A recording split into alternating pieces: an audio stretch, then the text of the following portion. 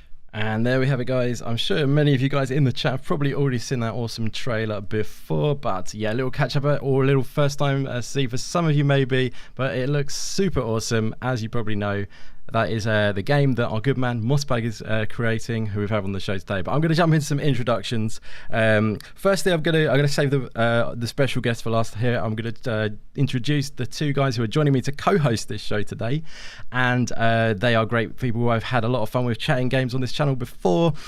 First of all, a man who is no stranger to a roguelike game, dedicating his whole YouTube channel to roguelike games themselves. Someone I did a great chat with before on a video on roguelike games themselves as well, and that was super fun. But it is Goat Force returning to the channel today. How are you doing, brother? I am doing great. It is awesome to be here with all of you. Thanks so much for having me. And you are correct. I really like the Rogues and am looking forward to diving in and having some fun discussion about this game with the three of you. And it looks really cool. Awesome, buddy. Fantastic. Thanks so much for being part of this. Very much love your company all the time, and yeah, you always bring that passion and great takes and insight to those rogues as well, which is going to be great today, being that this is a roguelike game, Titan Shell. So that's going to be cool. And moving on over to the other co-host for the day, a great guy who has an amazing YouTube channel dedicated to indie games. Definitely check him out if you haven't already. Always brings passion and loads of awesome knowledge toward his videos in general, and amazing amount of recommendations that you get over there too. It's great to have him back on the show again today. It is your friend Jacob. How are you doing, buddy? Hey friends, I'm doing pretty good. Happy to be here, and thanks for having me be a part of this. My pleasure, bud. My pleasure.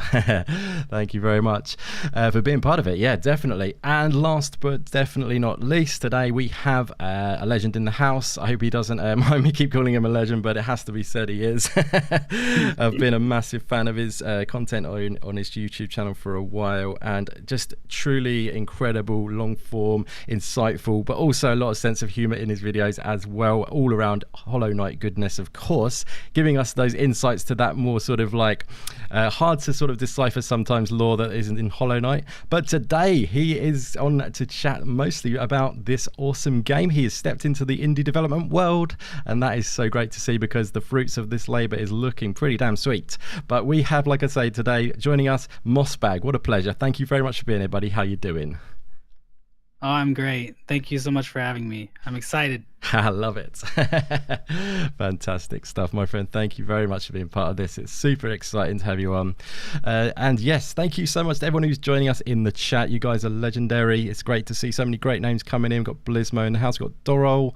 We've got Osmar Ramirez, Miss Bubbles in the house, Earth Toast, Stefan. So many great people coming in. Thank you so much to all of you guys who are joining us. We've got Game Talk and Meisuko in the house as well. Meisuko, buddy, let us know if there's any issues with the audio, please, my friend. It's like I say, it's first time trying this new setup out, so I'm sure you'll have my back if you let me know if there's any strangeness going on. But yeah, thank you very much everyone who's hanging out with us for this stream. I think we should go ahead and get stuck into this basically straight from the off. So obviously the Kickstarter is currently live for Titan Shell. It's got 1 day left. If you haven't got there already, there's a link in the description below. Go and check out Titan Shell and, you know, give it a back as well and all that good stuff over on Kickstarter, although it is already fully backed, which is fantastic to see. Well deserved. But yeah, so let's fire this straight to Mossbag. You know, you're making this game. Kind of what inspired you to kind of step out of the YouTube world, although you're not stepping away, but add to your repertoire then a bit of an indie game development side to yourself? Well, I'd say it all started back in 2018, December of that year. There was a video I put out on my YouTube channel. It was Team Cherry Lore and Plot Explained. So I just made a video, juicy, you know, talking about the development of Hollow Knight. Love it, yeah. And it was a very inspirational video to make for me. Awesome. Because you hear about William and Ari and the developers of Hollow Knight, kind of, you know, this being their first game, first time developers, and seeing how they made such an amazing game, I thought, you know, that would be really cool to do. I want to try that. And nice.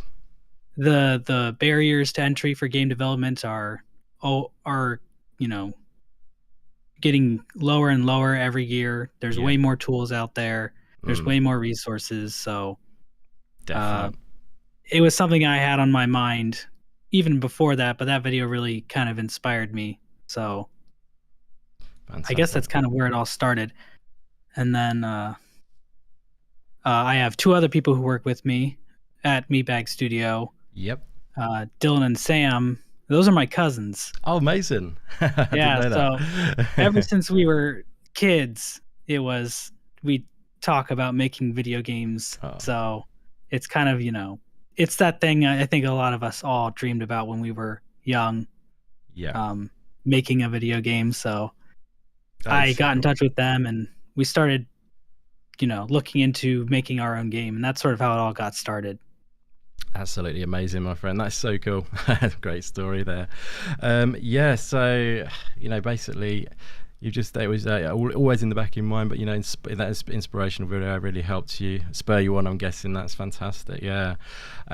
So maybe for anyone who hasn't yet checked out Titan Shell, maybe should we get a little insight into how you describe, it's probably the classic question, is it the elevator pitch, I would suppose you'd say. How would you describe Titan Shell, though, to someone who's never heard of it before?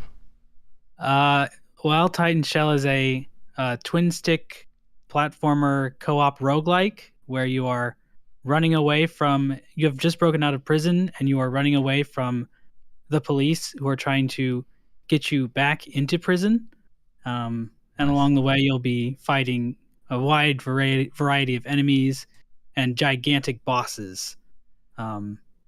Amazing. and you're trying to make it to the Bureau of Holy Affairs, where there's some strange device that can allow you to speak with the gods and ask for pardon or an explanation for why you were imprisoned. Amazing. I love that. Of course, there's going to be an awesome story behind it from the lore guy. Yeah. It's one of the areas I bet, you're going to, there's going to be a lot of expectation on you to have it a cool story. And it sounds exactly like what you're doing. It's pretty damn cool. I love that. So basically you're working your way to this point in the game. Obviously, with most roguelike games, obviously it's a battle to progress further and further into the game. Is it very much a classic roguelike design, would you say? I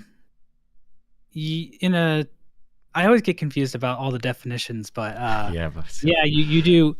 When you lose, you go back to the start.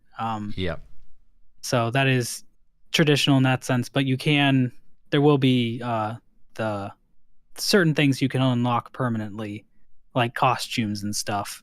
Nice. Just to add some flair as you keep playing. So. Awesome. And are they things that are going to level you up as well and things like that? Possibly a couple different starting guns and new types of mechs that you can use. Nice. So sounds amazing. Yeah, look, that's fantastic stuff. You'll progress further and further. Are there like things that are going to carry over? So say you're out on the run and you collect some currency and take back. Is there going to be like a hub world where you power up and then build yourself stronger each time you go on these runs? Is that the plan?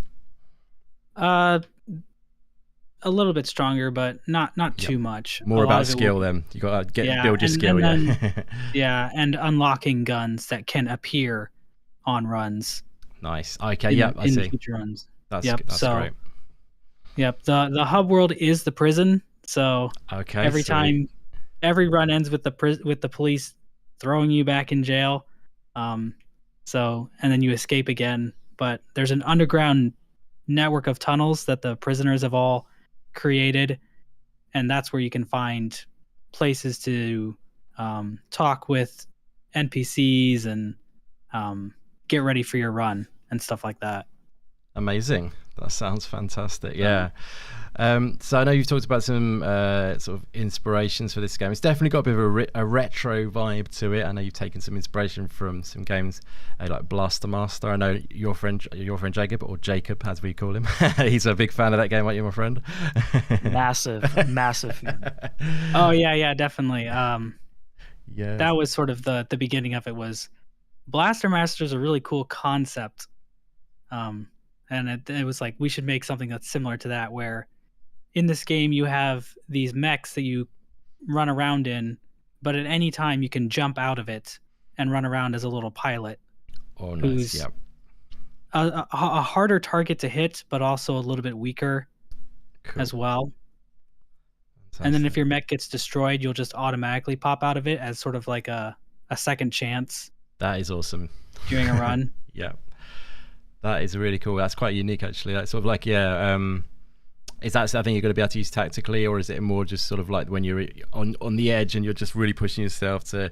Can you pull back from that position and then get another mech if you're destroyed and you're out on vulnerable? Can you get into another mech down the line and carry on like that way? Yeah, there will be opportunities to get a new mech if you lose your first one. So. Amazing. If you can make it that far. Right, yeah. So we're looking at quite a challenging game. Obviously, Hollow Knight, big fan of that, of course. You like a bit of challenge in your life, so I imagine a bit of challenge in this game, yeah? Yeah, I like challenge, so. Love it. Fantastic, yeah. Can you talk a little bit about the choice to go down the roguelike path? I listened to one of your previous talks, and you discussed how originally the idea was maybe to, make a Metroidvania, and, completely understandable. You talked about how the scope is very large there, and it made more sense to go down this type of path. But can you talk a little bit about that? Why the roguelike? You could have just done an action platformer, for instance. But tell us about that if you could. Okay, yeah. Well, I think we had the mech idea for a long time, and I think the big appeal of that is combat. I think being able to shoot at stuff is, I think, a more, one of the better parts of having the mech is having aiming, 360-degree aiming and all that stuff. So we wanted to keep that aspect of it. And our lead programmer, Sam, he's really big into roguelikes. So he had suggested we could do that as a smaller scope. So, and I thought it sounded good. So that's sort of why we pivoted. And it takes the pressure of having to build a huge world map because, that was always the plan, to have a big world map like Hollow Knight. But, I think combat is really, really what we wanted to keep from that old game. And so that's what we went with here. Nice. Makes total sense, especially with a small team. Yeah. You said there's 3 of you. Are you guys working like 800 hours a week on this? and still popping out these YouTube videos. Like I've watched half of your YouTube video before today, by the way. Still managed to do incredible long form, amazing channel content at the same time. How is it done? Well, so it's mainly been part-time for most of us. I actually quit my real job back in early 2021 because YouTube has been going so well for me. Yeah. And so then I was able to put part-time into the game. And then Dylan and Sam have been part-time. And then Sam just back in May, I think, was able to go full-time just to get everything ready for the Kickstarter. Fantastic. So yeah, it's been a lot of in the mornings, in the evenings when we can find time to work on the game is when it's been happening. Wow. So yeah, it'll be nice to actually be able to just spend the whole day working on it. Well, it's hard to find that energy when you're coming to it tired, but when it's something that you believe in so much, that in and of itself puts energy right back in that cup. You find that excitement to dive back in, even when it's been a long day at job number 1, right? Yeah. That's definitely, it's hard when you've worked 8 hours a day and then you drove for half an hour to get home and then sit down and continue working. It's difficult. Yeah. So most definitely, yeah. Just driven by the passion to keep you going. Good stuff. Yep. Wicked stuff. That is fantastic. Yeah, and I definitely can see why you've gone down that route. I mean, so there's 3 of you working on it. Could you talk a little bit about maybe do you have different roles within are you mixing it up? Are you doing any development? Are you more like the overarching ideas? Are you doing lore? What's the kind of your capacity and what's the other guys' capacity within the game? So Sam's our lead programmer. He's sort of doing all the system stuff, building out. He built us a level editor and how all of our lighting engine that we have, how that works. Nice, yeah. Just all the system level stuff. And so then I will work on design for like enemies. Awesome. Level layout stuff sometimes. I do help a little bit with some of the animations. Cool. But I'm also just sort of ideas and things like that. So that's fantastic. The creativity sort of side of things. Yeah. Yeah. Mm-hmm. Yeah. Yep. Nice. And then Dylan is our artist and musician.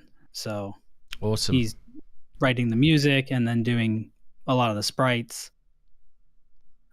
Fantastic. Yeah, it's got and a lot of stuff. That's an awesome team, and yeah, obviously you know them well because part of the family, so that always helps to be like a collaborative unit. And then there's also lots of crossover, which I think is important for indie teams, for everyone to sort of be involved in everything. Absolutely, yeah, that's one of the beauties of it. They can really, you guys can really kind of like know your vision and carry it all the way through, rather than it just be sort of like diluted down for a massive team of people, if you know what I mean. And it gets lost along the way. So yeah, you really can have a sort of like firm fix on that. So that's fantastic. Yeah, wicked stuff. Jacob, did you have anything you wanted to pop in there, my friend, at this moment? Absolutely. Let's switch gears to focusing on the Kickstarter side of things. So as we know, there's about 20 hours left on the Kickstarter campaign, and it has smashed its goal, which is really great to see. My first question regarding that is, were you ever worried about hitting the $50,000 goal, and what was it like? Like, walk me through seeing that Kickstarter reach its goal. Yeah, sure.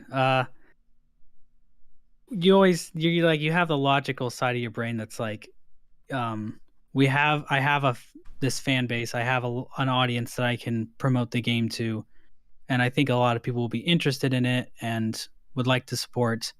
So we were always pretty confident that we'd get funded, but then there's always that part of the back of your head that's just like, what if it fails? What if it doesn't work out? What if this is all been a huge waste of time? So yeah, I was definitely pretty nervous right up until and even after hitting the launch button on the campaign.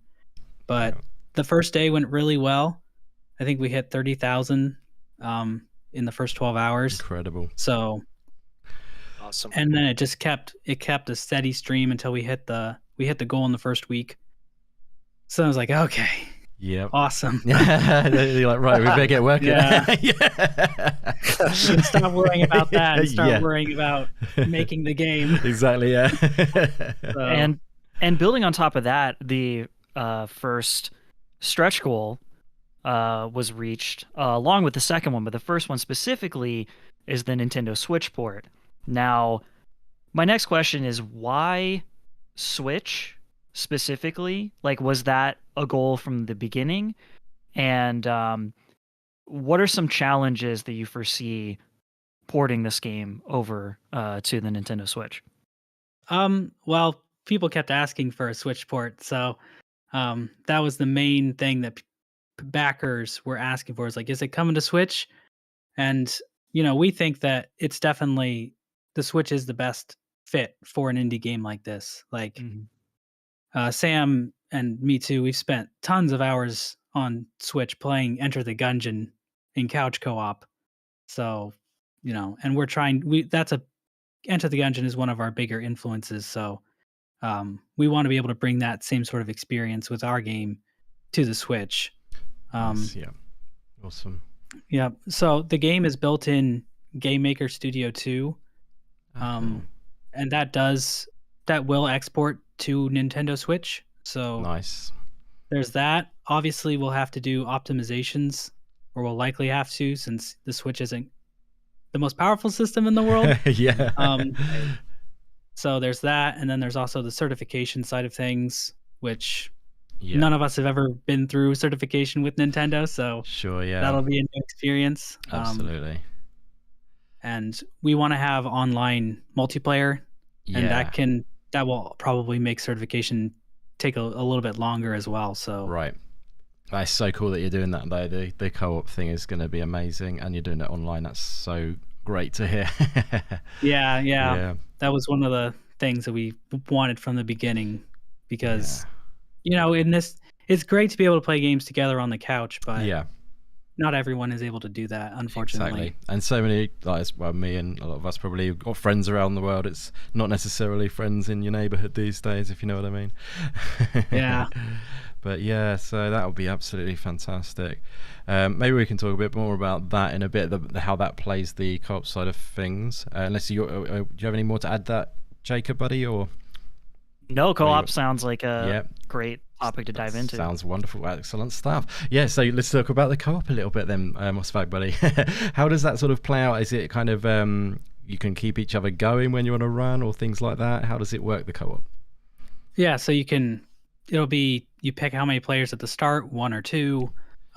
You pick your pilot. There's going to be a couple of different pilots you can pick from. There's some who will just make your mech a little bit stronger or faster because they're very talented, or they're very they know how to pilot these things a little bit better than some of the others. Or one of them just has a high capacity sniper rifle and just can blow enemies out the water.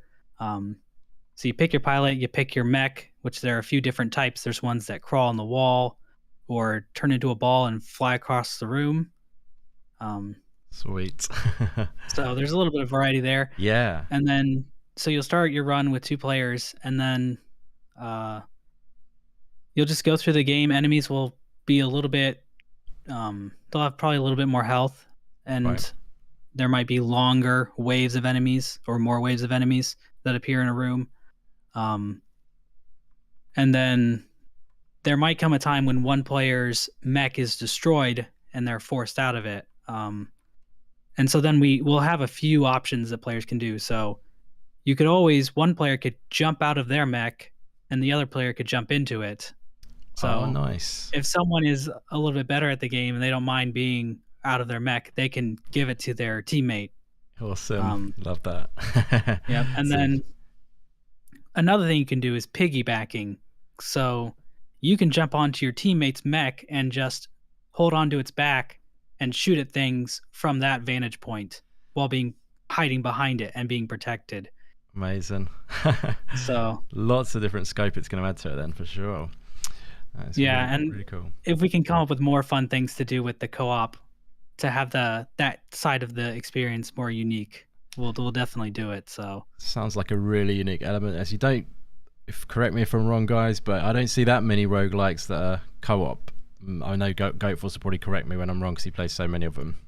Yeah, no, you're 100% correct. Yeah. And I wanted to ask about that. You talked a little bit about how you balanced that, because balance is really difficult in these games. You've got a randomness that can happen. And so, I wanted to ask about how you had to think about balance when it came to this being 2-player. And it sounds like you accomplished that via making the enemies a little bit more beefy. With your work on the design of the weapons, how do you go about thinking about balance, right? So that we don't get a bunch of those videos that say, oh my God, the cat flinger is OP, right? You get that big text on the thumbnail. How do you go about avoiding that? That seems like a really challenging problem. Can you talk a little bit about that?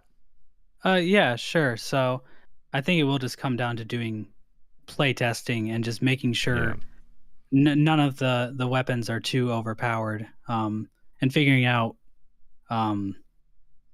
which ones work on certain enemies and certain situations, and making sure that one design of a gun just isn't the best option every single instance. So even if a gun does insane damage, you might not be able to hit the enemies as easily with it, because our game has like gravity and stuff, like the little flame ball that it goes down and it bounces around on the ground.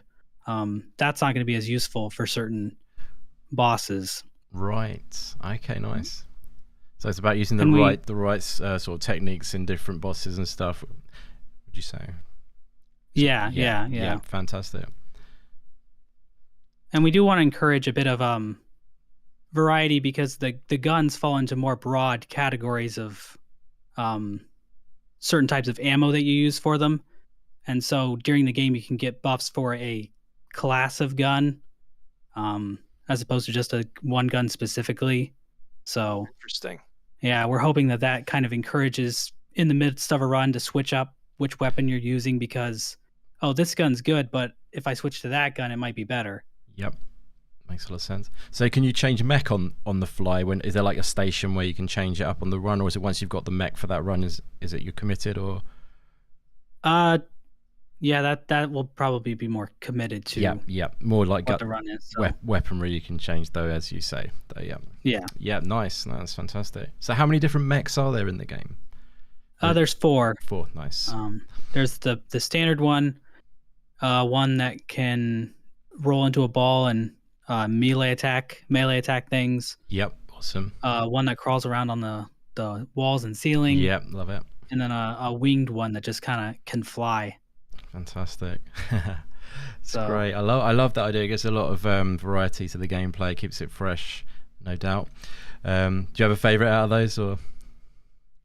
The rammer. That's the one that can do melee attacks. Sweet. Sounds good. Fantastic. So you've been playing a lot of it already, I'm guessing, testing things out, or is it you've been putting it through its paces? Is that a matter of sort of like iteration and stuff like that? Are you at that stage, or are you building the foundations more at the moment, or how's that working out? Yeah, it's been a lot of foundational stuff. Yeah. So yeah. But when we first announced the Kickstarter back in April, that's about when we were actually able to start like building out rooms and designing some of the more boss side of things. So Awesome. and just figuring out what works best for all that. Fantastic. Yeah, I love it. Sounds awesome to me. I'm loving the look of it. You can definitely see that, you know, where all those inspirations comes and Enter the Gungeon. You can definitely see that shining through. Obviously, you know, different perspectives slightly, but you can see that bullet hell sort of aspect coming in there. I think that's it looks fantastic to me. I think it's going to be a real blast. I really enjoying the fact that it's going to have that co-op element. Yeah, looking fantastic. So yeah, the reception has been bonkers, as we've said. Has that taken you back? I mean, is it like are you feeling like it's changed anything with regards to that, or how has it affected you to sort of see the response from that? It's been really good. Yeah, it is a very different game from Hollow Knight. Yes, so that's I wasn't true. exactly sure how people would respond, but people have been very positive to it. So I bet everyone thought it was going to be a Metroidvania. You know, they naturally would probably think that, I guess, but yeah. I do want to keep some of the things that I love about Hollow Knight and put them into this game. Yeah. And the big part of that would be like the world. Definitely. I really want this to feel like a fleshed out world that you know you can get invested in.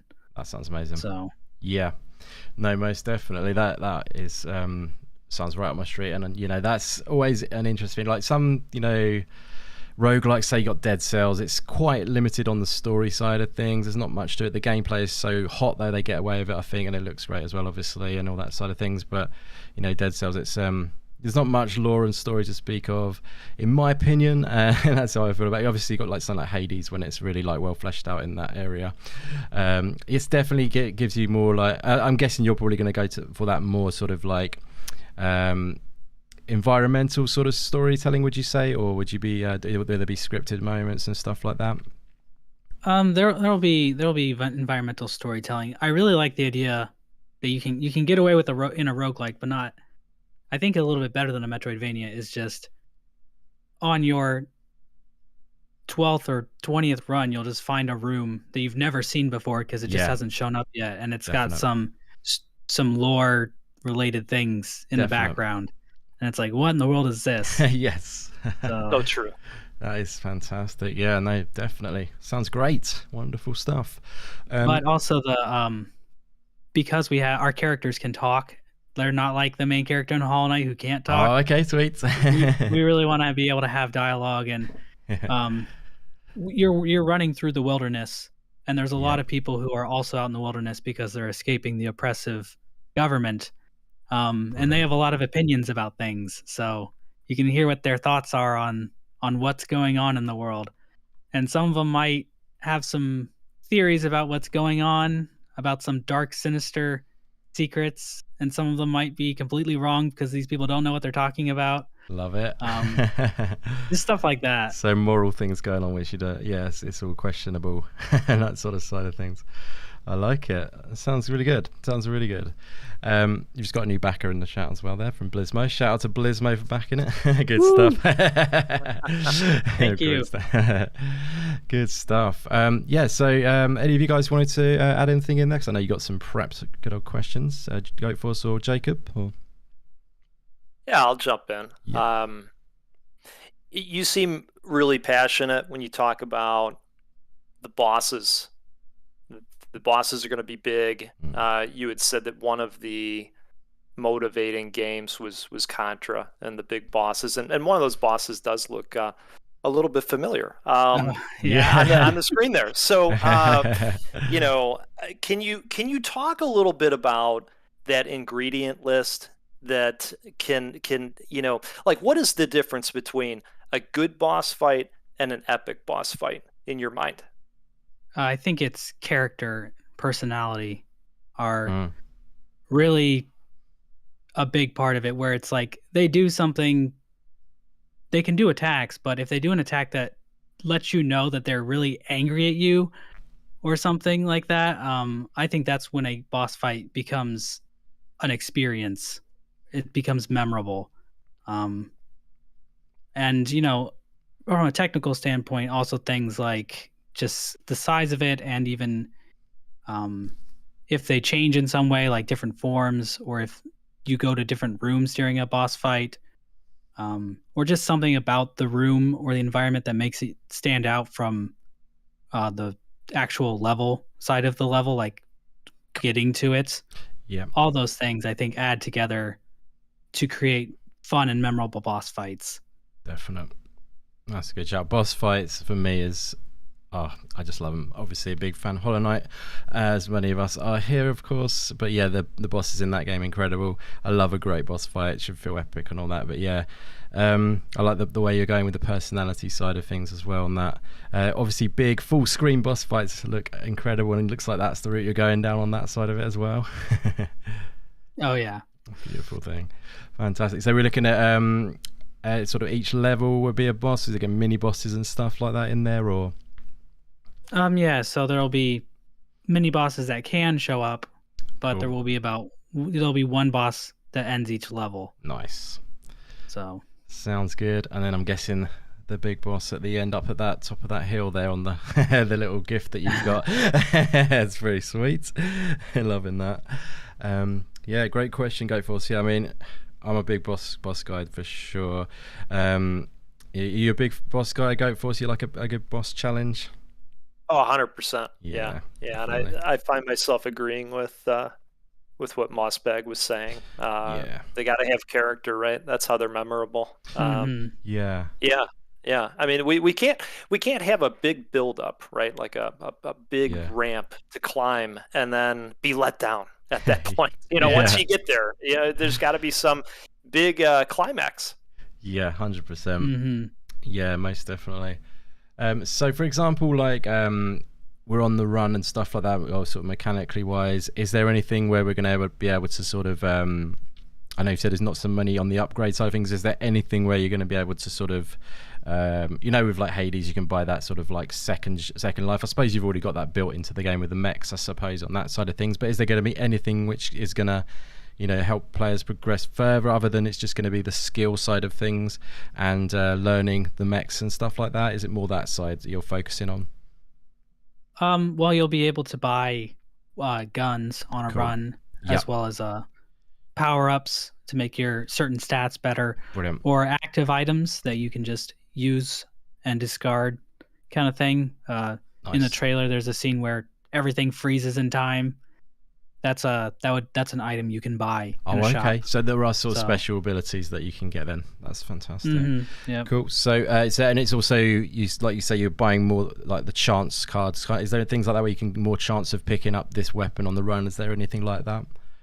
Yeah. So awesome. the lockers, Nice. there will be different tiered lockers that appear throughout a run. I love it. So Sounds great. yeah. Or there might be or the locker might be a honeypot from the police. Oh really? I love it. Yeah. I love Oh, I love the fact that it's like a overfunded police force as well. It's so cool. Yeah. It's brilliant. So they're the ones who are against you, the police force, is that right? Or Yeah. yeah, you're right. Cool. They're not the best at keeping you in jail, but they really like chasing after people and hunting them down. So that's where all their money goes. Love it. So totally abusing it. Fantastic. So, yeah. It's a super cool concept. Yeah, and looking amazing. Jacob, buddy, you got anything you want to add in there? Absolutely. So I heard that you're potentially interested in putting cheat codes into the game, and I've also seen that someone has requested potentially the classic like big head mode Yeah. as an example. So if you were to put cheat codes in the game, do you have any ideas for what you would love to include in there? My main thinking has been accessibility stuff. Potentially like how Contra had the 30 extra lives cheat code. Right. Just like, hey, if you want to just unlock things without, having to put in all this time to play the game, having cheat codes that allow that. At least that's sort of what I would like to do. I'm not sure if that's actually what we will do. Sure, yeah. I don't know if we'll do big head mode. I Yeah. can't think of any way we'd actually do that, but Yeah, silly cheat codes like that I think would be a lot of fun to put in. definitely. Like Shovel Knight. when Yeah. They had the butt cheat code or whatever. Definitely. Something that changes all the dialogue to something silly. Yeah. Sounds good. That sounds like be your funny. street, yeah. Bit of Mossbag humor in there. Oh, yeah. Gotta happen. That's great. I love that. Yeah, anything else there, Jacob, at all? You? Right. So, also in terms of shifting gears back to co-op for a second here, in order to kind of account for, let's say, your co-op partner not being quite as good at roguelikes and games in general, I know that apparently you can hop into your co-op player's mech if your mech gets destroyed. Is that correct? Or how does that work exactly?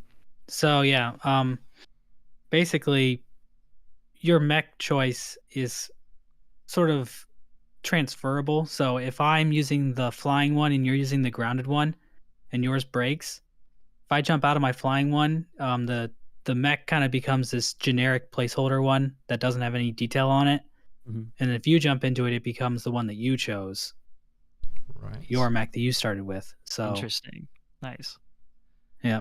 That was really cool. If I'm playing with the indie gamer and I get angry at how he's playing, can I steal his mech and kick him out of it?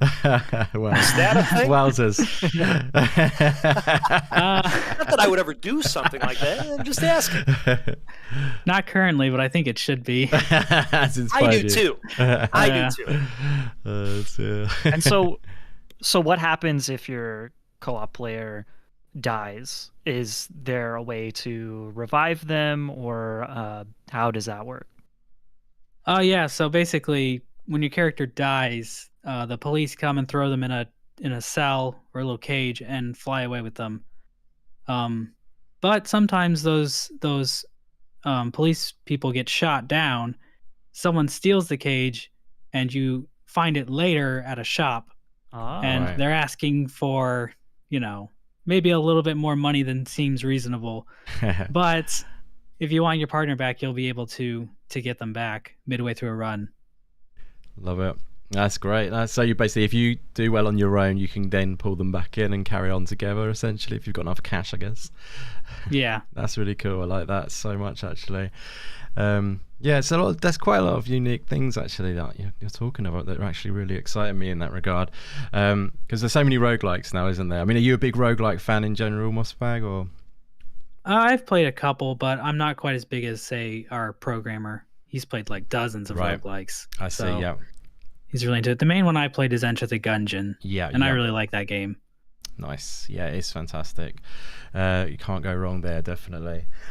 Yes, I mean, was there anything that kind of drew you to going down the route that you went? It's obviously a 2D. I mean, I know you were inspired by like Contra and games like that with the side-on aspect and stuff. Obviously, Hollow Knight side-on, maybe that had a little bit to do with it as well. Or was there anything that was that made you sort of go down the route you did with the sort of like visual design and just the way you went with the overall look and feel of the game?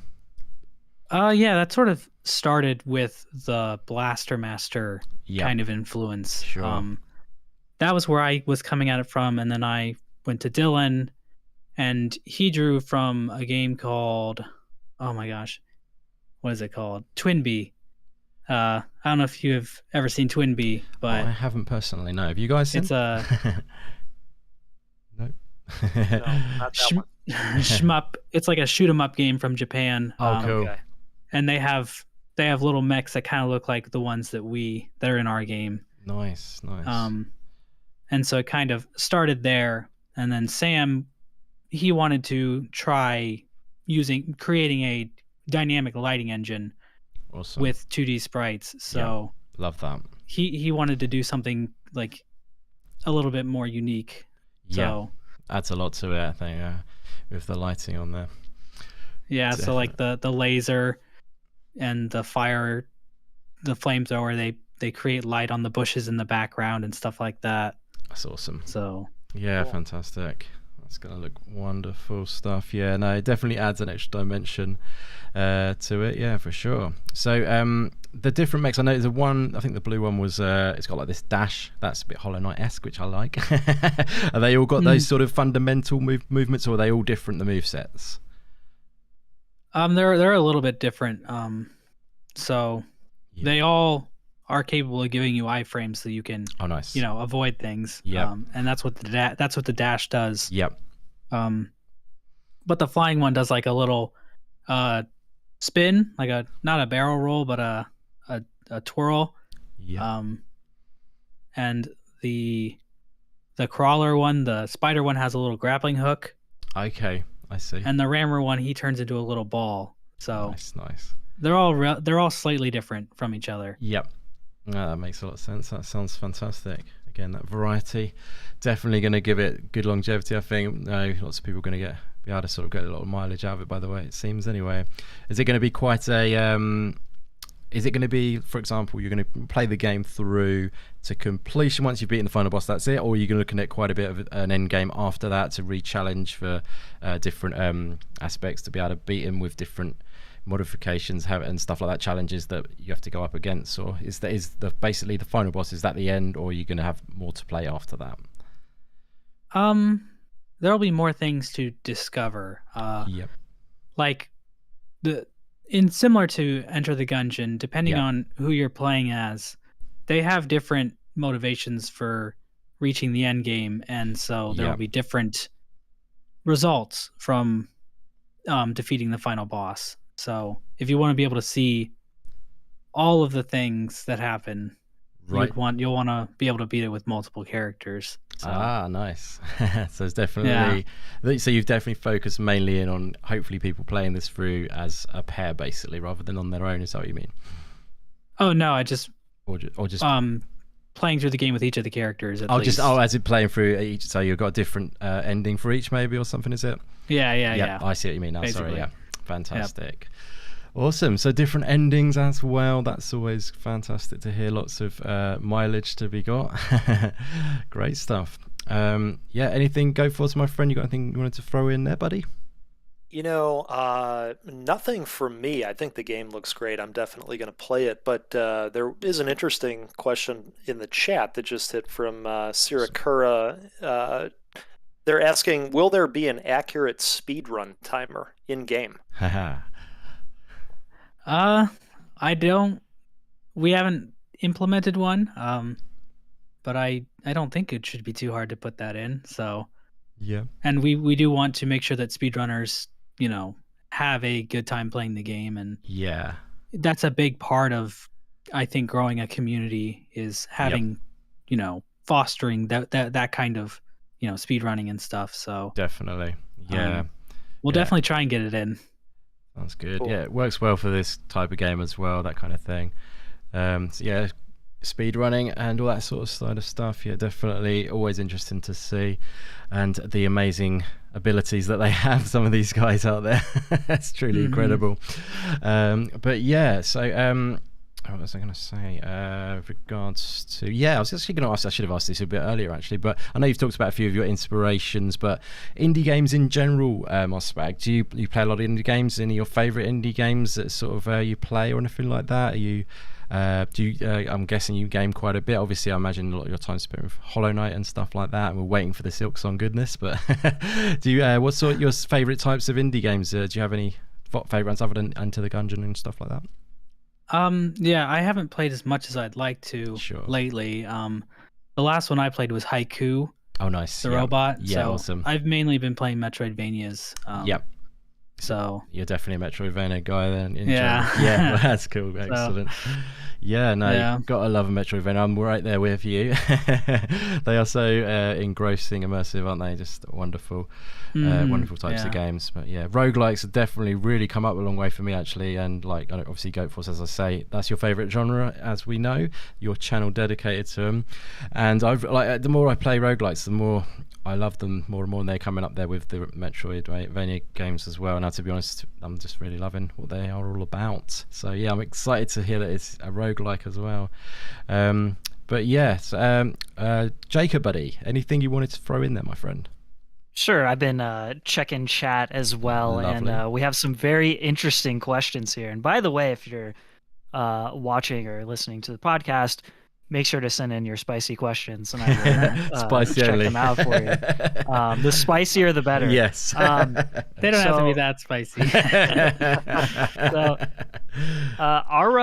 Ararara asks, what is the name of the giant mole that was featured in the trailer?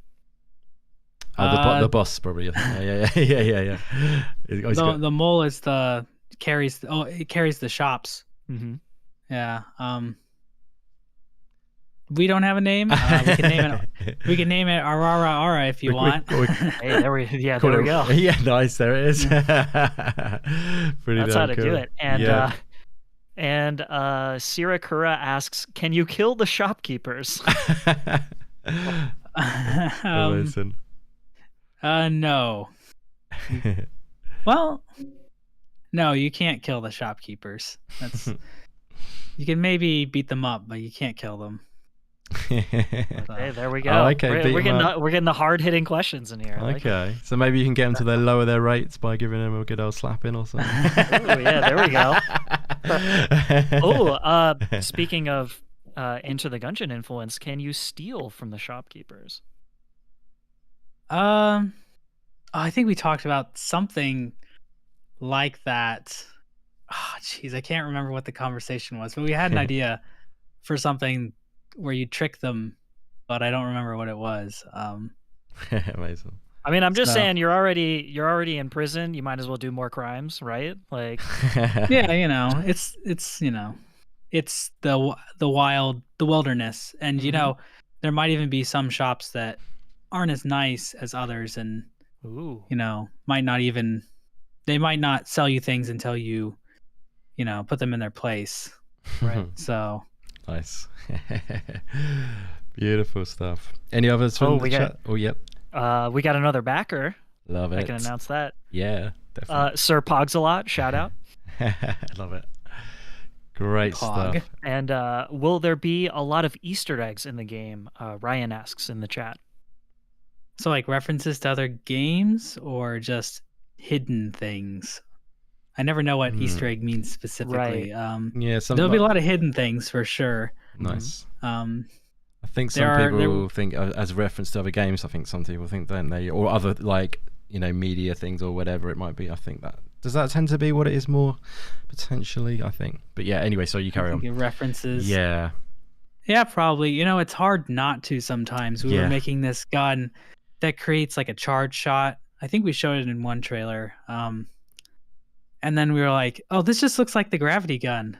And so like, oh, we need to change this a little bit, but I think it still kind of looks like the gravity gun. So I guess that's an Easter egg for you. Yeah, you go. let's rebrand it to that. Yeah. Beautiful. Probably not as many Easter eggs as Enter the Gungeon, but there will be a few. Love it. No, fantastic. Great stuff. Any other comments there in the chat, Jacob? No, looks like that is it. Well, actually, Leah asks, Lober, please ask Mossbag. This you will understand. The Discord server for Titan Shell is obsessed with lobsters for some reason. They really want us to put a lobster in the game. Yeah. So, and it's devolved into Lobber. Oh, I really? think there's a petition going around. I love it. At least that's not as bad as what was happening a little while back for you. When they were trying to sacrifice me. Yeah, exactly. Yeah. That was quite crazy. There's still a few people who want to sacrifice me. Okay, fair enough. I check my YouTube comments and, every couple days there's another one. We're coming for you, Mossbag. There's a price to pay for Silksong, isn't there? Let's not sacrifice Mossbag. He's a good guy. Please don't. Yeah. I love it. Oh dear. Good. They're a great community though, aren't they? You know, obviously the Hollow Knight Yeah, when community. they're not doing that, yeah. When they're not doing that part of it, yeah. Let's cut that If you back. ignore that side of things, Yeah. they're pretty great, yeah. Absolutely. Amazing. Good stuff. So with regards to anything else you wanted to sort of mention about the glorious Titan shell? I mean, I definitely can't wait to get my hands on it. I mean, what you got? Have you got a sort of target that you're looking at? Is it? I think you might have said end of 2023. Is that right? Yeah, that's sort of the goal that we're aiming for. So pretty amazing. Yeah. So yeah. Feeling good about it. Yeah. Nice. It's a famous last words, I suppose. Yeah. At least the you. Kickstarters always hit their dates. Yeah, exactly. So. That's good. It's good to have a target, isn't it? All that sort of thing. Yeah, we do want to have be releasing some beta builds for backers throughout 2023. Awesome. So that's great. Yeah, do some testing on it and stuff like that. Balancing, I guess that's what comes back to, what GoForce was saying earlier. Testing and balancing is quite a big thing in roguelikes in general, isn't it? So definitely a good shout that you're going to be doing that. Cool.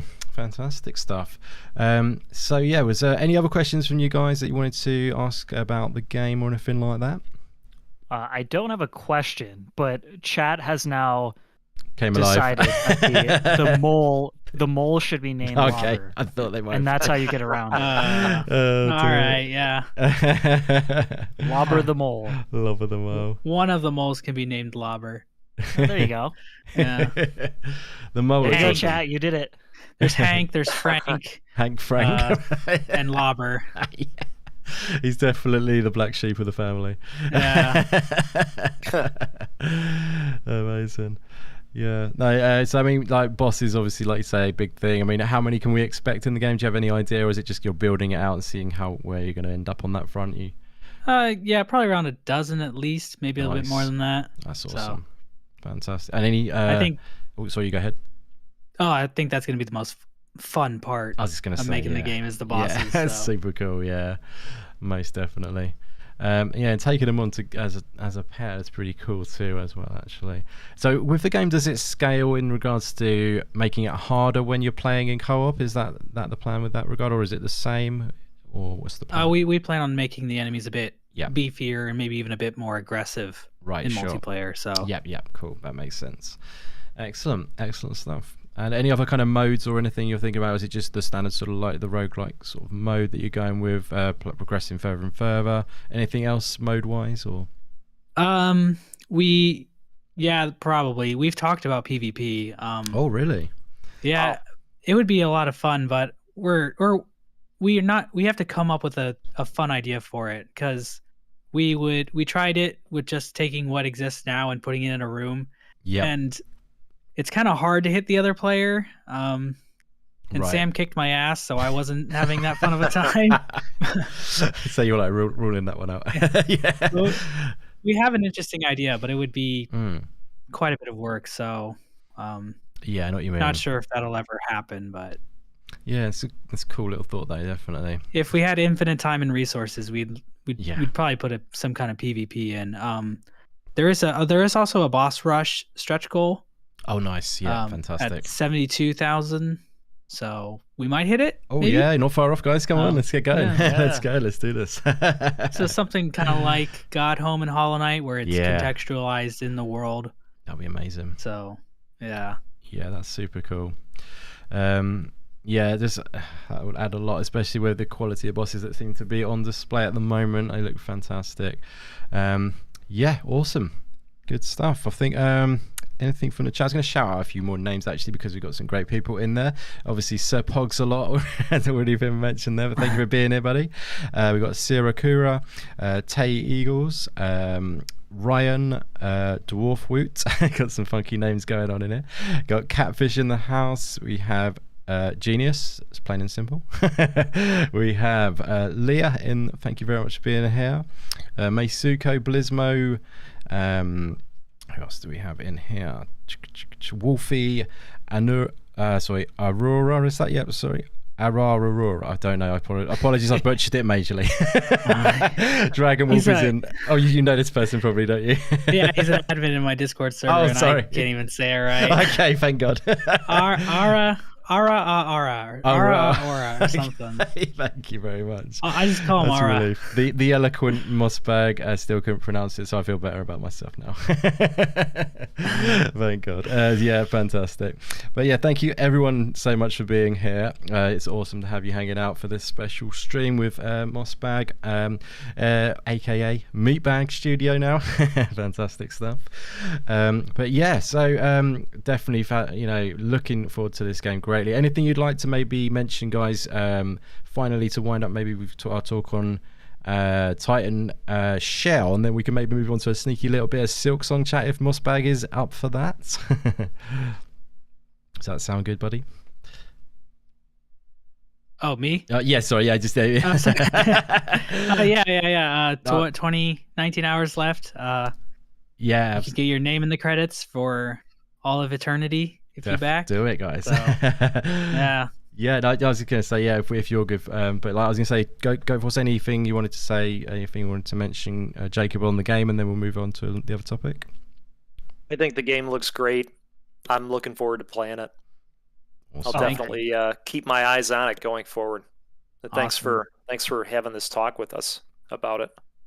Thanks for talking about it with me. Yeah. Fantastic. Yeah, 100% agree with everything GoForce just said. And just to add to that, I mean, you've mentioned Blaster Master and you've mentioned Enter the Gungeon. It's like you're making this for me. Yeah. So I'm Yeah. all in day one. This Yeah. looks incredible. Definitely. Awesome. Yeah. Yeah, fantastic. Thank you. Great stuff. Yeah, I couldn't agree more. It looks absolutely incredible. Definitely so keen to get hands on this as soon as it happens, as soon as it's available to do so. So yeah, amazing work, Mossbag buddy, to you and your team, and congratulations on it as well. Yeah, it's looking Thank you. superb. Yes. Fantastic stuff. Cool, guys. So yeah, let's we got Mossbag in the house. He's kindly obliged to do a little bit of chat on the old Silksong goodness. I know he enjoys that anyway. And we couldn't resist but to ask him some juicy Silksong chat. So yeah, thank you very much everyone who's hanging out as well, as I say. Yeah, should we have a little bit of a chat? I know Jacob had a little bit of question he mentioned to me earlier on. He would love to ask you, I do believe, if he recalls, before the show we were chatting. But yeah, yeah, yeah, go for it, my friend. Do you want to fire away first? All right, we can do this. So how to start this? Okay, now you've made a video on Hollow Knight features in other games, like whether that's little Easter eggs or whether that's like how it's done in Dead Cells or anything like that. Let's just say, theoretically, Team Cherry gives you the old blessing and says you can feature any character from the Hollow Knight universe in your game however you want, whether that's just like simply a painting or whatever. Do you do it? And who do you choose? Ooh, geez. Oh, man. That's a good question, because lore-wise, I can't just put a picture of Quirrell in someone's house or anything. We did we made like a costume for the mech that has like the little horns and the two black eyes, that looks like the knight. Cool. But if Team Cherry was giving the blessing, I feel like I need to do something bigger. Yeah. So geez, I guess I'd put Willow in because she's my favorite character for some reason. Nice. the bug that eats people. She's funny, and giraffes are my favorite animal, so. And she's a giraffe weevil, so. Fantastic, yeah. I just put her in. Give her a little bit of limelight in that. All right, well, now we got to get Team Cherry on the phone. Yep. Anyone have their number? Let's give them a ring. Let's make it happen. Did you see Twitter blew up yesterday just because they retweeted that those new little figurine things, and Oh everybody my was God. freaking out, weren't they? Because they'd retweeted. Well, I was in bed at I woke up at 6:30 in the morning, and I see Team Cherry Twitter notification on my phone, and it's like, what? And it wasn't even that. It was Yeti. Oh, it was the Yeti. Yeti. It was the people Yeti did it. one. Yeah. Oh, okay. Was it? Yeah, because they did 2 retweets. Oh, yeah, that's right. They did the figures and the Yeti. That's it. Yeah. I don't even remember what that was, but I was like, it was my God. like some what they called lithograph things or something like that, wasn't it? Or something. You know what I mean? Like a picture sort of thing. I think that's what it was. Yeah. I think it was something like that. Yeah. But yeah. So when you see that, there must be like an alarm that goes off in your house or something. Well, so then I tweeted about it. Yeah. I was like, oh, come on. And then Jack Vine, one of Team Cherry's programmers, likes the tweet. Right. And it's like, oh, you're just rubbing salt in the wound now. He does that every time. Amazing. Is that Jack Vine? Is that the one that was on the team previously, or is he still on the team, that one? Is that guy? He joined after Hollow Knight was made. Oh, okay. So because I was thinking there was one that left earlier on. Yeah. Maybe a different After guy, after the Kickstarter, there was Rowan Fraser, who was part of the Kickstarter, then he left, and then right. Dave Kazi joined right after the Kickstarter, and then he left after the game finished. Right. And then they picked up Jack Vine, I think sometime before they announced Silksong. Amazing. Yeah, because he worked on God Home stuff. Oh, okay, I see. Nice. Yeah. Fantastic. Yeah, so yeah, it's pretty crazy. Silksong's still elusive. You probably know the full answer to every question about what's happening with it, but and you're just being very good at keeping it secret, maybe. I have no idea what you're talking about. I know nothing. This is the bit where we pin you down. We mentioned earlier. No, but obviously they know who you are very well, and I'm sure you've had chats with them and stuff like that. Have you met them in person at any events or anything, or at Team Cherry, that is? Yeah. And nice, yeah. I went to PAX Australia in 2019. Awesome. And I was in an Airbnb with the playtesters for Hollow Knight, so I was hanging out with them all weekend, and then I was hanging out with William and Ari a lot. Amazing. So cool. They're such cool guys, aren't they? Yeah, they're very cool. Anyway, yeah, they very down to earth, very chill, very huge fans of the whole indie community, and that's awesome. Yeah, just so awesome. Yeah. So yeah, they seem proper, like true, passionate, like creatives, if you know what I mean. That are really like just almost like the genius types who just focus on their craft, if you know what I mean. Yeah, for sure. I love that. So yeah, fantastic stuff. So yeah, it's exciting times. Obviously it's been we've not got our Silksong announcement, and everyone's wanting it every single Nintendo Direct or Indie World, whatever it might be, all that good stuff. But yeah, that's the elusive question that no one really knows the answer to when it's coming. But do you have any prediction of when that might be? I know that's a typical question, I apologize for it, but we're just interested to know from the legend yourself, obviously in the know, but just as a guess when you would think it might be. Geez. Well, we know that it's coming out at the latest June 12th. That was confirmed. So that was confirmed as a latest June 12th next year, you say? Or? Yeah. So basically, Xbox said, "Oh, of course, yeah." When they did the new trailer, yeah. And then there was a whole, because it's so hard to know for sure, people started doubting that Xbox even knew that was true. I remember that. Yeah, and it's just It said it's going to be 1 year from now. Yeah, so quiet about things. Yeah, it's true. Yeah. in the Hollow Knight Discord server, they confirmed June 12th. That's right. I remember that now. Yeah, apologies. Yeah. So that was amazing seeing it at that showcase as well. And like you say, 1 year from now, that makes it so exciting. So from when it was announced in June. So yeah, it's not long actually, is it? Given you think about it. So that's very exciting to think about. But yeah. I mean, we've waited this long, so yeah. Did that catch you by surprise? Seeing an Xbox showcase, it definitely did catch me by surprise. There was a leak. Was there? Oh, I really missed that. There was someone who leaked, and they had been getting everything right. Amazing. So it was kind of like expected. I expected it to be there. Right. Okay. And a lot of people did. Nice. So I was in the Hollow Knight Discord server in like the group chat. And apparently my stream was delayed because I hear people screaming, Silksong, Silksong. And I'm just looking at the stream of the Xbox showcase, and it's just a black screen. I'm like, oh my God.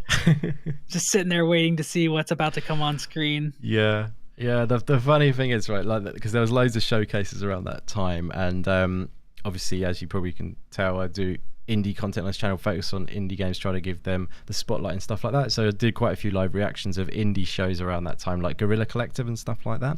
And then the one I decided not to do, so they're cool shows as well, as I like doing those. But then the one I didn't do, obviously, is the Xbox one, and then it had Silksong on it. Of course, quite funny, really. That's how it goes. Absolutely. Definitely, yeah. So I mean, you made an amazing video. Was it today or yesterday it went out? I think was it yesterday you put it out? Yesterday, yeah. Yesterday, yeah, with regards to the map and stuff. I need to finish that off later. I love the depth that you go into in your videos. So incredibly well thought out. I mean, just actually on the YouTube side of things, do you script everything out? Is it a long process? How long does it take you to make a video? Because yours aren't the average knockout, a quick topic, which is a hot topic at the minute, and just make a video as quick as possible. You make amazing, long form, well thought through content, which is, it's almost like watching a film or something. You sit down to watch it as a feature. Do you know what I mean? Did it take you a long time to make these videos? Well, I really appreciate that you find them so thought out, because it's definitely it can take a long time for me to feel happy with a script. There are some, like last year I made that real life bugs video, and then I made that Ori video. Right. Those were huge. Yep. Like with the real life bugs video, it took so long to like research all that and try and get it as accurate as I could. Yeah. And Tierzu, another YouTuber, was in that video, and he was very gracious and helped me work out some of the entomology stuff that I am clueless about, or was clueless about. And then the Ori video, that one was challenging because it's like I'm talking about another person, and I don't really want to like come off as a takedown video. Right. I want it to be like an objective breakdown of what was being said. Yep. And so that script, I deliberated over that for so long, just wanting to make sure I word everything right. Yep. And I had that to a lesser extent with Matt Pat when I covered him, although I was that was earlier in my career, so I guess I was a little bit more mean to him. Right, fair enough. Yeah, but he can take it. Sure, yeah. Absolutely. Yeah, you got a bit of fun with it, haven't you? Yeah. When I worked a job, it was I'd be working on scripts just in the evenings. Yes. Just slowly like redrafting things, and then once I had the script, I could just rush through the rest of creating it. Yeah. So the script is the biggest part for you, I'm guessing. The script takes the most time. Yeah. So. Yeah, no, I can imagine. Like, I mean, that's the same for me, but it's a different type of thing for me, for sure. Like, if I'm writing a script, it's always like if I'm doing a review, for example, that always takes so much longer than the rest of it. So I can only imagine when you're with your big, like 30-minute videos and stuff like that. Yeah. And some of them over an hour, actually. So stuff like that, aren't they? They're quite the mostly complete lore video. That's it. That's the classic, isn't it? That's the go-to Mossbag video if you haven't seen any of yours, I think. Yeah. That's quite. That something. one was. That one was a little bit easier because it's like I've talked about all this stuff before. I'm just kind of repackaging it. Right. But it still took a while for sure. I see what you mean. It's like 13,000 words or something. Craziness, yeah. I think. So amazing. Yeah, it's truly fantastic. And that video's obviously got quite a few views on it, and deservedly so, of course. Yeah, for sure. And then like the references videos that I did, those were a lot easier to write because they kind of write themselves. Right. You just go through the bullet points of, Hollow Knight showed up here. Hollow Knight showed up here. I see what you mean, yeah. Hollow Knight was ripped off here. That kind of stuff. Yeah. So. Yeah, so you're more referencing things that are factual. Yeah. It's not like a thing where you've got to sort of like work out how to word it and stuff, I'm guessing. Yeah. Yeah. No, that's cool, man. That's fantastic. But yeah, you put a lot of effort. You're not the kind of person who does like a million videos. You do quality and they're longer form, and I think that's a really nice way of doing things, and it really makes you look forward to everyone. But yeah, no, fantastic stuff. So yeah, with Silksong, obviously not far away as we just discussed there. What kind of some of the things you're hoping to see from the game? I know you've probably answered every one of these questions on your channel already, so I apologise, but it's nice to chat. What are some of your things? Oh no, yeah, that's it. Yeah. But yeah, what are some of the things? Fun. It's definitely fun, my friend. Appreciate that. What are some of the things you're kind of hoping to see from the game that sort of like takes it up the level from, you know, the original, I guess? Oh geez. Although it's hard just to do that behind you. Team Cherry has just learned so much from making Hollow Knight. Yeah. It seems like they'll just be able to do everything better with Silksong. Yeah. So yeah, like like the boss fights, obviously they look amazing. Yeah. I like that giant metallic boss that has that real sense of scale. Definite. Because I think they don't do that too much in Hollow Knight. The bigger bosses are less frequent. That's true, actually. Yeah, good point. Yeah. So yeah. I think maybe it's just a bit harder to design a bigger boss, but yeah, I hope that they're able to make more of them. With Silksong, obviously the music's going to be incredible. Yeah, so good, so good. I'm excited for more platforming.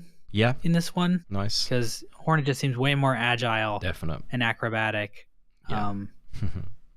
So that will be lots of fun. The Knight was pretty limited in its movement options for a lot of the game, so I think that kind of restricted the platforming stuff. But yeah, no, definitely. Yeah, it's going to be more flowing, like it seems. There's lots of faster. Yeah, you go ahead. Sorry. Oh, that scene where she's escaping the rising lava in the new trailer. Exactly what I was thinking. Yeah. Yeah, it's insane. Yeah. I think that was planned for Hollow Knight, and they just in the Forest of Bones, but they cut it. Amazing. But I can't remember. I know that there was like lava. There was going to be like that lava area. Right. Okay. So yeah, it looks I wonder. Yeah, like she's got like this sprint sort of thing going on as well, where you can sort of do a long jump off the back of it. From what it looks like, there's lots of different. There's a sprint button. Oh, there's actual sprint button on. Have you played any hands-on demos? I know they had one at a few events, haven't they? Have you played the Silksong demo at all?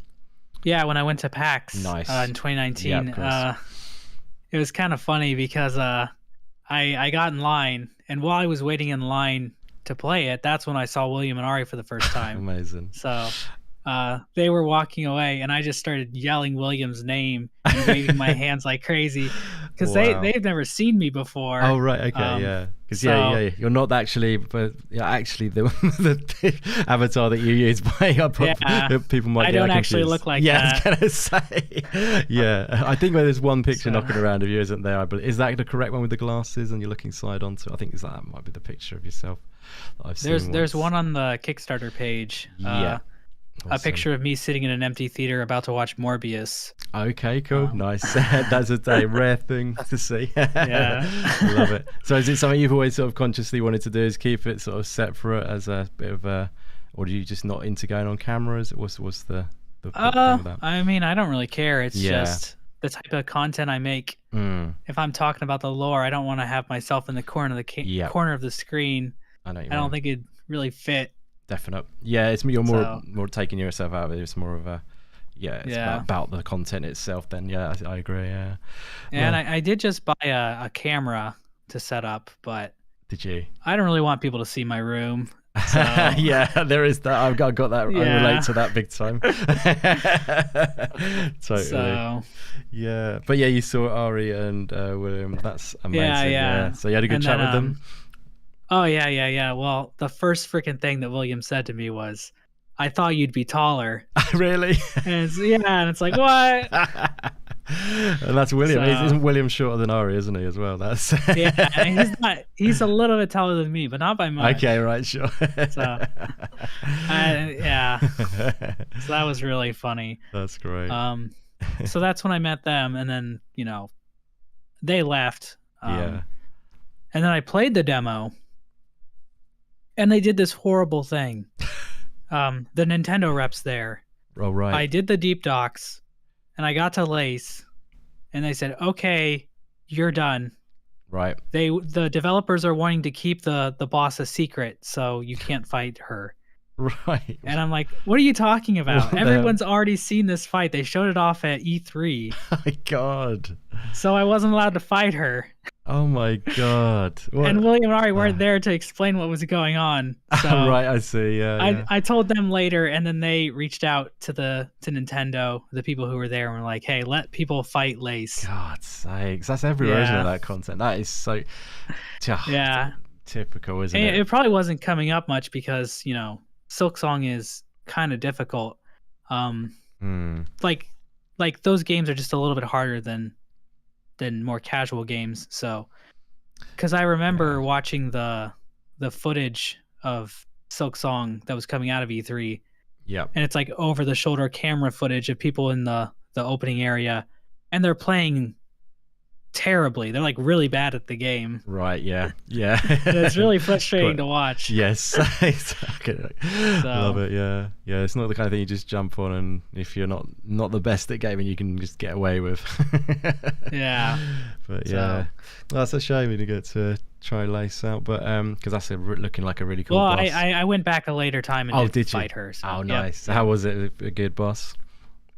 Yeah, it was tricky. I died a couple of times. It was quite fast paced, isn't it? Yeah. Well, what was it? So Hornet has this, when she does her pogo, like the knight. Yep. She goes down at an angle. Right. Yep. And that is a little bit tricky to get used to, for sure. Okay. Because she kind of she goes down at an angle at a fixed speed. And if you don't hit it, you just kind of start dropping, and or if you don't hit anything, you just drop pretty quickly. And so you have to time it pretty accurately, like the knight. Yep. And so I kept trying to do that, and it was not working. Right. And Team Cherry's lead playtester, Greg, he was there with me, and he was like, "Hey, you need to stop doing that." Really? Yeah. He was like, "Hey, just take your time, don't rush it." Right. And then I was able to beat her on my 4th try or 5th try or something. Right. Okay. So, did you end up nailing the no pun intended? And did you nail that technique in the end, or was it a different technique you used to beat her in the end? I just took it more slowly and waited for opportunities to attack. So. Yep. Nice. No, fantastic. Yeah, because it does look like from what I can see of how it controls. It looks like it's hopefully this is going to be a lot of familiarity, but also quite a bit different in the agility and the fast movement speed. But it seems like hopefully it's going to feel like you're still controlling it in the same sense. It still feels like Hollow Knight, but also it's different, if that makes any sense. So same but different, but the same. If you know what I mean. Yeah. She's got a little bit more momentum.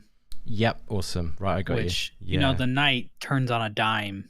Very barely any momentum on that character. Yes. Hornet, if you sprint, she kind of, if you are sprinting and you want to turn around, she's kind of slides for a little bit before she goes back the other way. Sounds great. So I like that. Yeah, but a lot of it still does feel the same.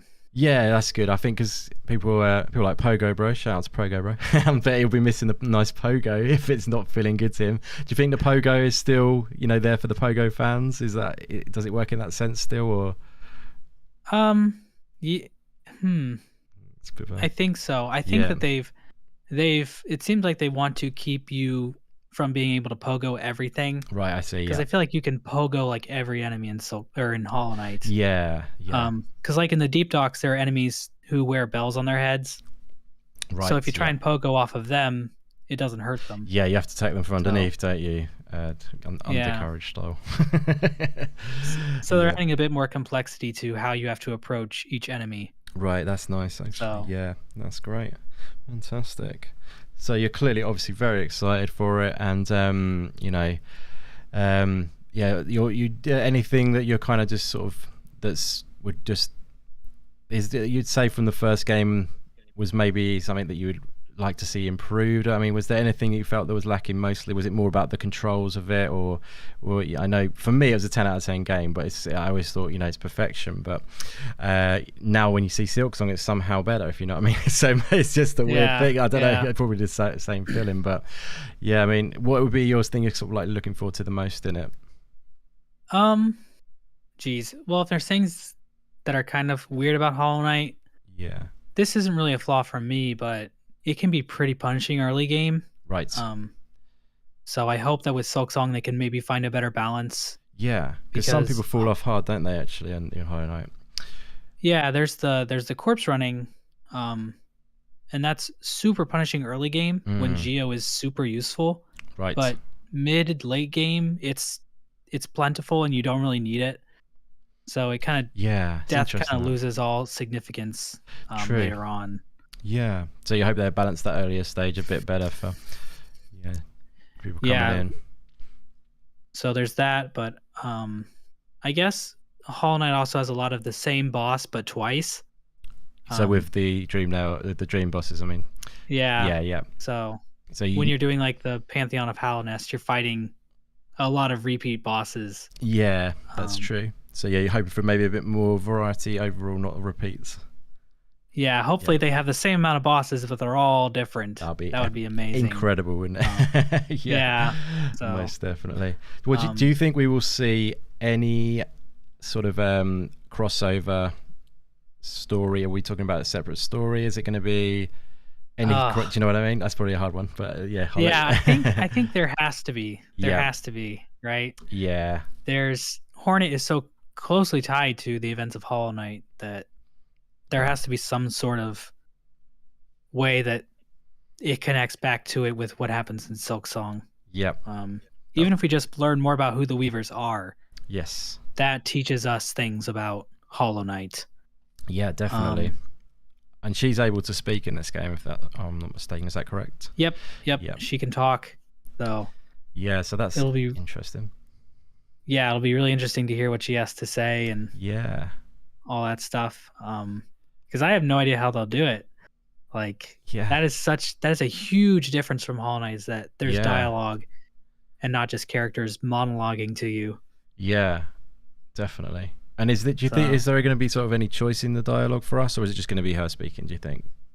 Oh man, I'm guessing the choices will just be like yes or no for quests and stuff. Yeah, nice, yeah, because there are. But I don't know. Quests. Yeah, it's interesting, definitely, and that's your area as well. So the old lore side of things. So that's pretty exciting. Yeah, I think there's going to be way more text in this game. Yes. So that's going to be that'll be fun to sift through. Yes, love it. Because Hollow Knight already had like 40,000 words or something ridiculous. Really? Wow. Yeah. Craziness. Yeah. That's the beauty. That's why some of it obviously was quite it's not obvious the way they tell the story in Hollow Knight. It's left open to interpretation in some instances, and that's why we've got the legend that is yourself. And that's the thankful for people like you who can come in and give some perspective to it sometimes, and it's really interesting to watch those kind of videos. But yeah, do you think there'll be similar obviously style of storytelling in this game, even though they are doing the back and forths on the conversation and that? Yeah, I'll be curious about that, because I do. One thing about Hollow Knight is that it doesn't really have a driving story. You're just kind of wandering around. So I wonder if Silksong will have a more driving plot to things. I kind of hope it does, because I would like to see that. Yep. But also that might make people less needing of a lore master. Yeah, I was going to say. Maybe I don't want that. Yeah. I know what you mean. I was thinking that. It's like an opportunity. It's almost like, you've got you fill in that gap nicely. Not that we'd always be wanting your videos, Mossbag, regardless, because I'm sure you'll make amazing videos, whatever. But, it does help in that regard. But and then, you got Raylia covering, the difficulty side of things for us. So there's those opportunities in those gaps, isn't there, I guess? But, your videos are super, incredibly insightful and just wonderful to watch anyway. So even if it was more on the nose storytelling, I still think there'll be amazing things you can explore with it and that. And there'll still just be tons of even if they do have a driving story, there'll still be lots of things that won't make sense anyway unless you dive deep into stuff. So absolutely, yeah, definitely. I'm sure. Fantastic. Jacob, buddy, have you got anything you want to ask about Silksong side of things at all? Sure. I have a interesting question in terms of, we've talked about when you think Silksong might be out, but I want to get your thoughts on this. if you had to guess, or if you had to bet, which game comes out first, Silksong or Crowsworn? Silksong. Ooh. Okay. The developers of Crowsworn have said that it would be out after Silksong. Yeah. Granted, they probably don't know when Silksong comes out, but they're Right. estimating that it will take them a while. I think they said December 2023 on their Kickstarter. Mm-hmm. Right. And you know, their game made what, 4 times more than what they were asking, 5 times more. Yeah. They made $1 million, so they're probably going to be pumping. That'll give them more runway to just keep developing past. There's more time as well, isn't 2023. it? That's the thing, isn't it? Yeah, they can keep going for longer and that, can't they? Yeah, not being pushed to run out of money or whatever it might be. Yeah. That's cool. Unless things with Silksong slow down a lot and they can't hit that June 2023 release date, Yep. it should come out first. Yeah. I agree with that personally. Obviously, I'm just agreeing with the person in the know, but I do actually agree with that. What? But Or yeah. maybe the Crowsworn devs will be way faster than even they expected, and it comes out next week. Yeah, you never know. They are doing never amazing know. work. We got Crowcart too. Crowcart, yeah. Yeah, Crowcart. You've played that when you must back. Yeah, I played it a couple times with the devs. Yeah, I thought you did. Yeah, nice. And some content creators. Yeah, awesome. No, fantastic. Yeah, that's looking amazing, that game as well. Crowsworn is looking super cool. Do you think you'd ever do any sort of like lore videos on that game maybe, or any other games at all? Or would you like to stick to more keeping it on the Hollow Knight side of things? I know you do other games sometimes and that, but I do need to probably think about what I'll do after Silksong. right. I've tried to. I've like looked into Metroid lore. Yep. But I didn't get too far in that. I thought it'd be fun to do like a Minecraft lore video. Right. But I'm not really sure. I don't know what I talk about. Hollow Knight lore just connected with me in such a unique way, I guess. Amazing. And you know, a big part of it was when I first played the game. I was like, I beat the game and got the endings, and I was like, what just happened? What is going on? Yeah. Yeah. Like this is so weird. And I really wanted to know because I enjoyed the game a lot, just because it was a good game, right? Even without the lore stuff. And so then I go on YouTube and I type in Hollow Knight ending explained, and it's just clips of the endings. And it's like, right. What? Yeah, it doesn't tell you anything. No one's talked about this.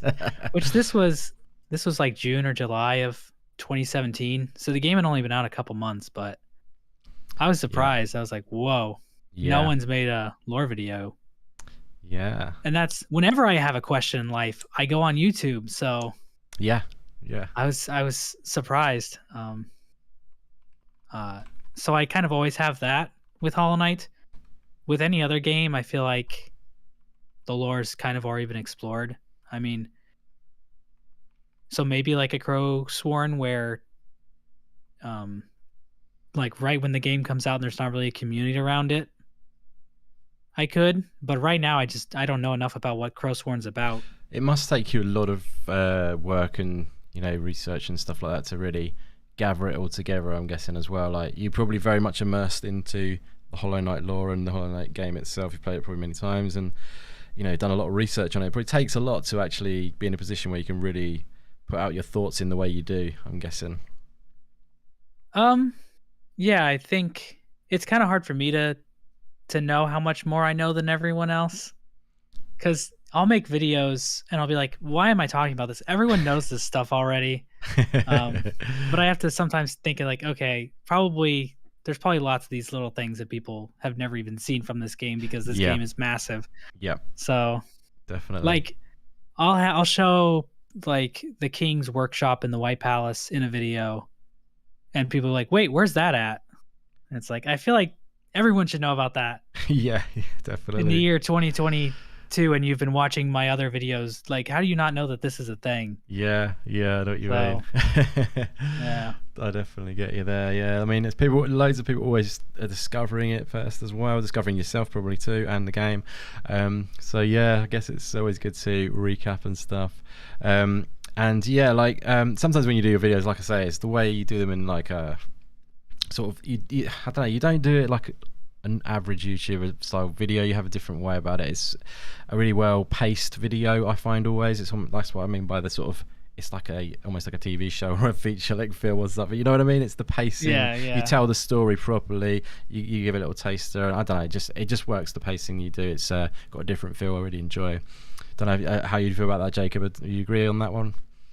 Oh, 100%. I mean, there's a reason that you have just the community, the following, the support that you have. Like it's not an accident, you know, like you make some incredible quality stuff, and you deserve all the success that you've had. Definitely. Thank you. I'm curious, do you guys watch lore videos of any game from other YouTubers?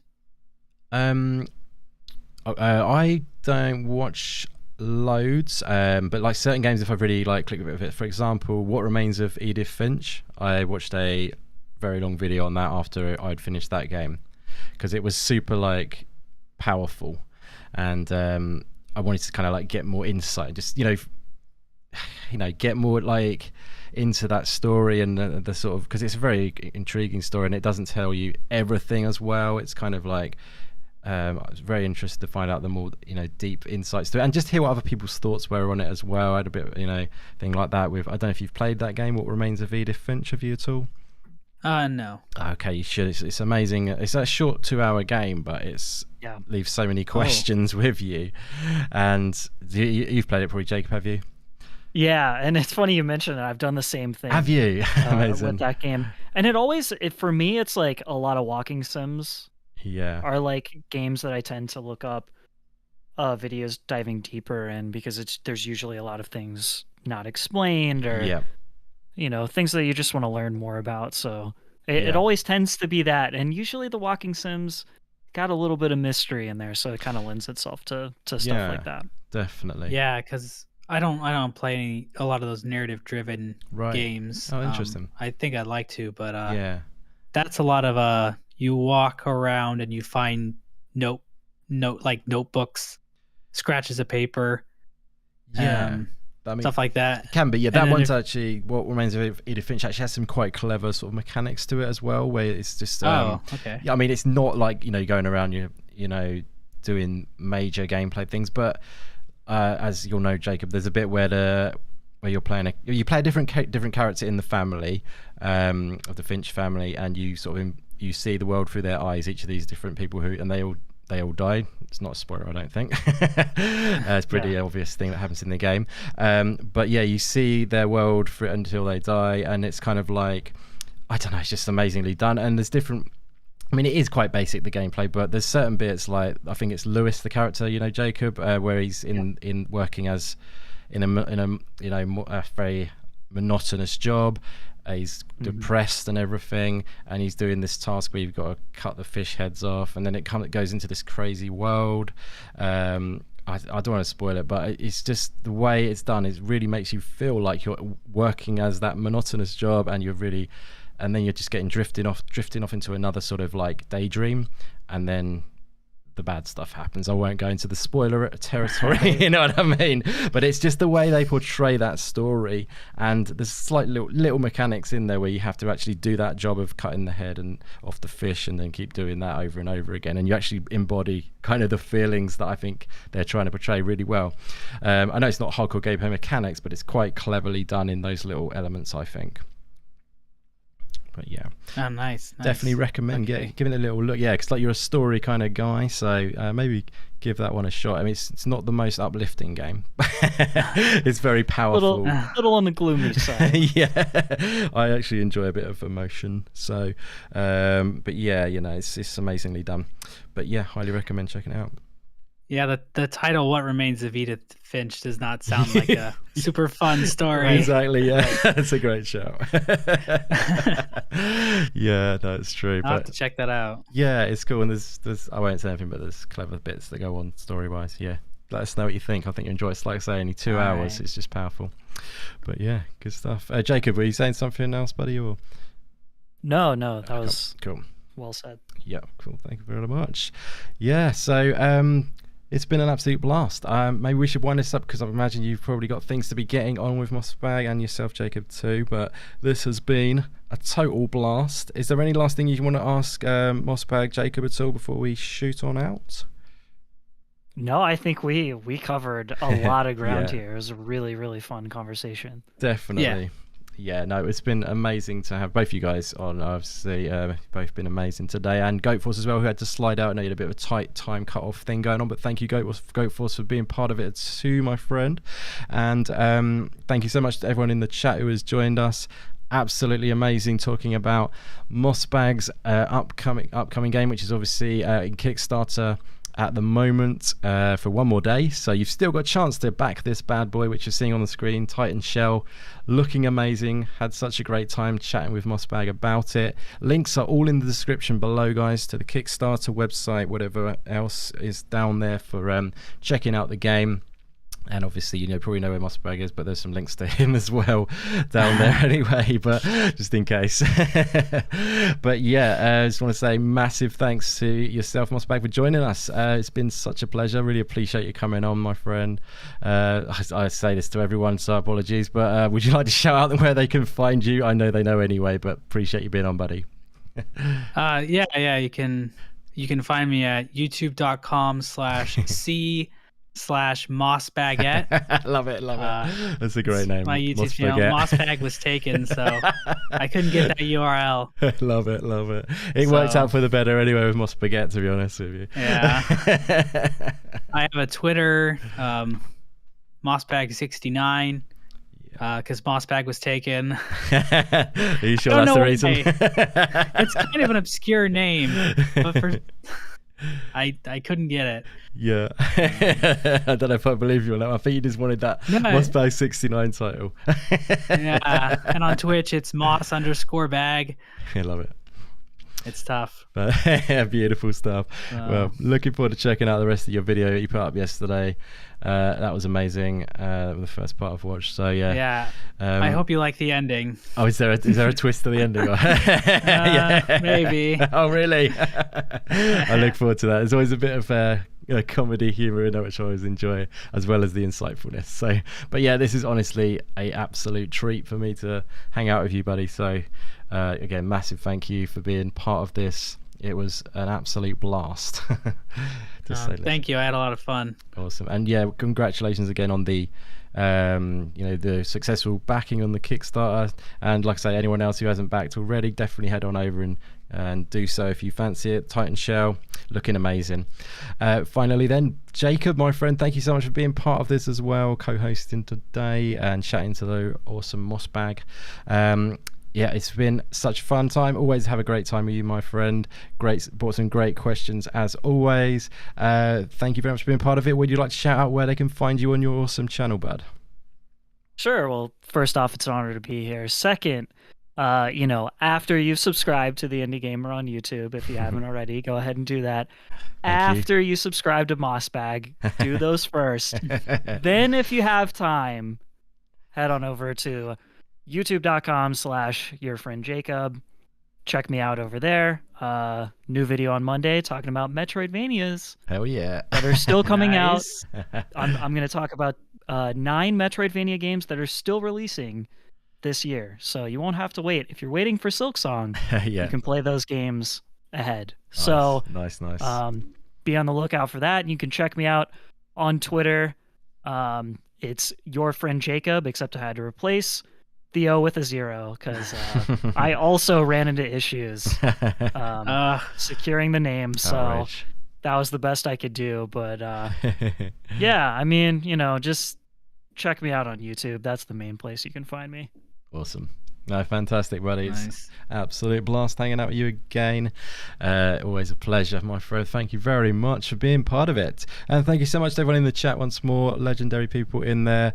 Oh, God. Aurora in the house again. Have we got it this time? Great to see you in. Thank you very much for being here. And thank you for the kind words in the chat there. Most likely smarter than you, says been in too. Yeah, probably true. Thank you very much for being here. Blizmo in the house, my good man. Great to see you, buddy. Thank you very much for being here. Sir Pogs a lot. Who else did we have? Leah in. GoatForce Gaming on the chat on the actual show as well. Thank you very much for being part of it, brother. Yeah, go subscribe to his channel. Definitely, 100%. Shout out, all the links are in the description below to everybody's channels, guys. Definitely check out GoatForce. He is an awesome guy, and he's all about the roguelike goodness over there. So if you like roguelike games, he will have you well and truly covered. So yeah, Maysuko, thank you very much for keeping an eye on the old chat, my friend. Appreciate that. Great to see you in. Tay Eagles, Toolman55, and anyone else who's joined us today. Thank you so much for being part of this. It's been an absolute blast. Yeah.